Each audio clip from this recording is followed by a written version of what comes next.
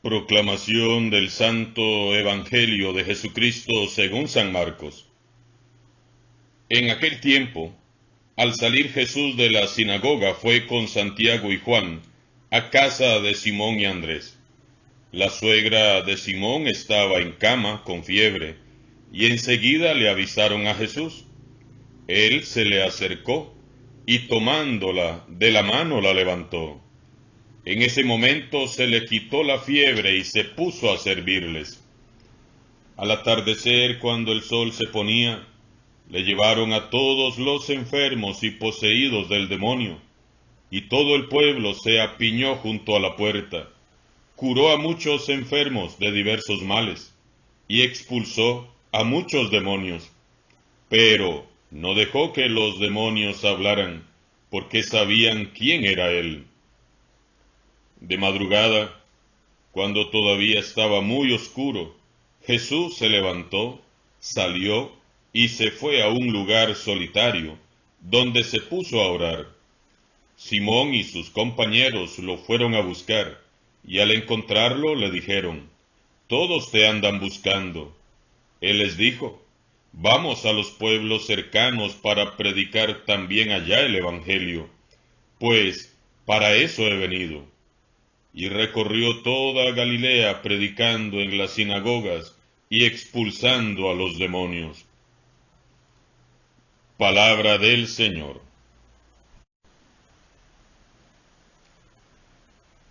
San Marcos nos presenta en el Evangelio de hoy a un Jesús muy ocupado. El Evangelio de hoy es llamado por los estudiosos la jornada de Cafarnaúm, un día en la vida de Jesús de Nazaret. Veamos qué hace después de liberar a un hombre endemoniado en la sinagoga de la aldea. Va a la casa de Simón Pedro con sus discípulos. Allí sana a la suegra de Simón, que tenía fiebre, y ella puede servirles. Luego, al atardecer, sana a muchos enfermos que le llevan, y el evangelista anota que la gente se agolpaba a la puerta de la casa. Viene la noche, todos descansan. Jesús aprovecha el silencio y la tranquilidad de la madrugada y va a un sitio solitario para orar. Allí le encuentran sus discípulos que salen a buscarlo, quieren retenerlo en el pueblo, pero él les dice que debe salir a predicar en los pueblos vecinos. Así lo hace, liberando también a muchos endemoniados. Ese fue un día en la vida de Jesús. Ir al templo, liberar, salir, entrar en la casa, sanar, orar, predicar, sanar. Son las acciones de Jesús en su jornada. Como cualquier otro judío, Jesús ha pasado la mañana en la sinagoga, proclamando la palabra y predicando con autoridad, y haciendo callar a los espíritus inmundos. Evangelio que meditamos el día de ayer. Hoy prosigue el relato y se nos dice que, saliendo de la sinagoga, se marcha a la casa de Simón y Andrés. Jesús pasa de la sinagoga, del templo, lugar oficial de la religión judía, a la casa de sus amigos. Vean qué hermoso que es Jesús. Él no se limita a permanecer en el templo, no se conforma solo con cumplir los preceptos. Jesús sale del templo y va a insertarse en los distintos ambientes que le rodean con una consigna. Hay que hacer vida lo que se ha proclamado y se ha predicado. Jesús va comunicando con palabras y con hechos concretos su victoria contra el mal y la muerte, curando enfermos y liberando a los poseídos por el demonio. El Papa Francisco, desde que inició su pontificado, nos ha llamado insistentemente a seguir el ejemplo de Jesús. Les invito, dice el Papa Francisco, a ser una iglesia en salida, una iglesia que, como Jesús, va en busca del hermano necesitado. No podemos conformarnos con un cristianismo de mero cumplimiento. Es bueno cumplir, claro que sí, pero no es suficiente, no basta. Nos lo está enseñando hoy Jesús. Debemos de movernos, desinstalarnos, salir de nosotros mismos, de nuestro confort y comodidad y trasladarnos a las periferias de nuestras comunidades para hacer extensivo a todos, sin excepción, el anuncio del reino de Dios que se nos comparte cada día y en cada Eucaristía. Hay que poner en práctica lo que el manual de instrucciones del Evangelio nos va indicando cada día si queremos llegar a ser verdaderos cristianos. Al entrar en la casa, los discípulos le hablan a Jesús de la suegra de Simón Pedro. Quizás es una señora mayor que no puede salir a recibirlos porque está postrada en cama con fiebre. Jesús no necesita saber nada más. Hay una enferma. Su corazón se inunda de compasión.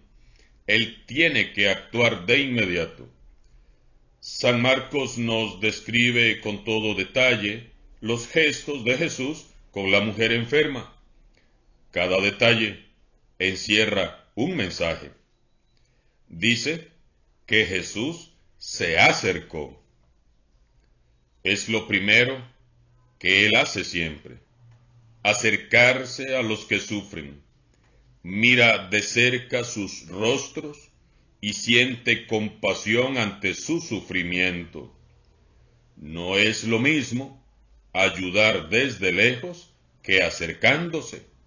No es lo mismo decir, yo lo acompaño espiritualmente, que ir y estar presente con el necesitado. Luego, la tomó de la mano. Jesús no solo se acerca, sino que toca a la enferma. No teme romper las reglas de pureza que le prohíben tocar a una mujer, y más aún si está enferma. Para él es muy importante restaurar la dignidad de las personas. Él quiere que aquella mujer experimente su fuerza sanadora desde el interior de su ser, desde el espíritu. La mayoría de las enfermedades son sólo el eco de lo que el alma calla. La mujer tenía fiebre. La fiebre, todos lo sabemos, es sólo un síntoma, no es una enfermedad. La fiebre nos indica que algo no anda bien en nuestro organismo. Las fiebres de nuestro tiempo son la depresión, la ansiedad, el estrés, el enojo, la ira, la amargura, la tristeza, el mal carácter, el sentirnos vacíos, sin valor alguno, viviendo la vida sin ningún propósito, sin ningún sentido. Son fiebres que cuando aparecen revelan que algo en nuestra alma no anda bien. Hay fiebres que nos dicen que nuestra sociedad está enferma. Ideologías que atentan contra la dignidad del ser humano, por ejemplo. Es solo un síntoma de algo que no está bien en nuestra sociedad. Fiebres que nos enceguecen y nos nublan los sentidos y nos hacen perder la razón. Fiebres que nos hacen perder el sentido de pecado y nos hacen atentar contra lo que es puro y sagrado. La buena noticia es que Jesús quiere que también experimentemos su fuerza sanadora desde lo interior de nuestro ser, desde el Espíritu. Solo tenemos que dejar que su fuerza sanadora nos toque. Finalmente, Jesús la levantó y la puso de pie. Es decir, le devolvió la dignidad, la restauró primero en su alma y luego en su cuerpo.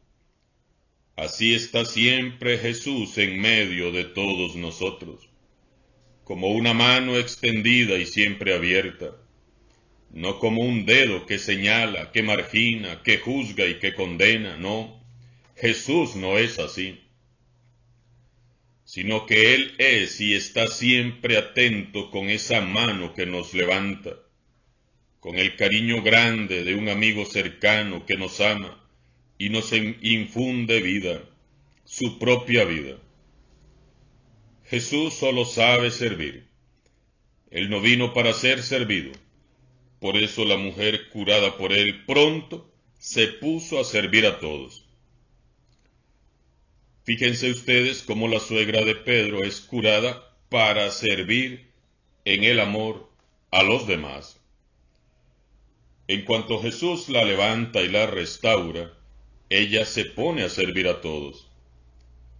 Quizá esa sea la sanación más importante que estemos requiriendo nosotros. Ser sanados de nuestros egoísmos, para que abiertos al amor podamos servir en santidad. El relato continúa diciendo que ese mismo día, al anochecer, le llevaron a Jesús toda clase de enfermos y poseídos por algún mal, y la gente se apiñaba en la puerta. Los cristianos debemos de recordar cada día esta escena.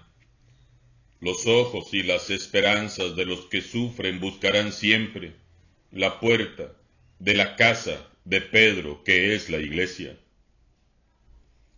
Somos una iglesia de puertas abiertas que atiende y asiste a los más necesitados. Reflejamos como iglesia a Jesús compasivo y misericordioso. A las puertas de nuestras comunidades hay mucha gente sufriendo. No los olvidemos, no los ignoremos si queremos ser cristianos verdaderos. Debemos entonces de seguir el ejemplo de Jesús. Si vamos a olvidarnos de los pobres, olvidémonos de Jesús entonces. Ellos buscan en estas puertas a Jesús. ¿Será que lo van a encontrar? Para terminar, San Marcos nos dice además que, siendo ya de madrugada, Jesús se levantó, se fue a un lugar solitario y se puso a orar.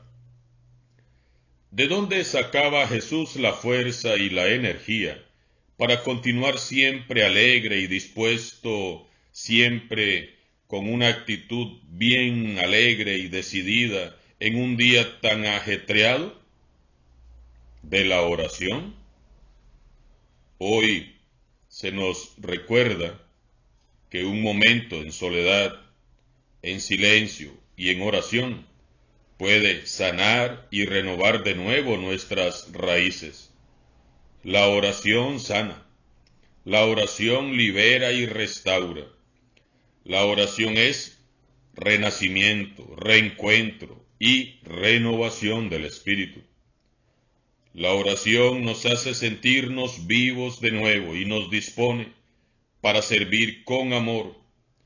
Por eso es que el mal espíritu se preocupa y ocupa de tentarnos para que no saquemos tiempo para orar.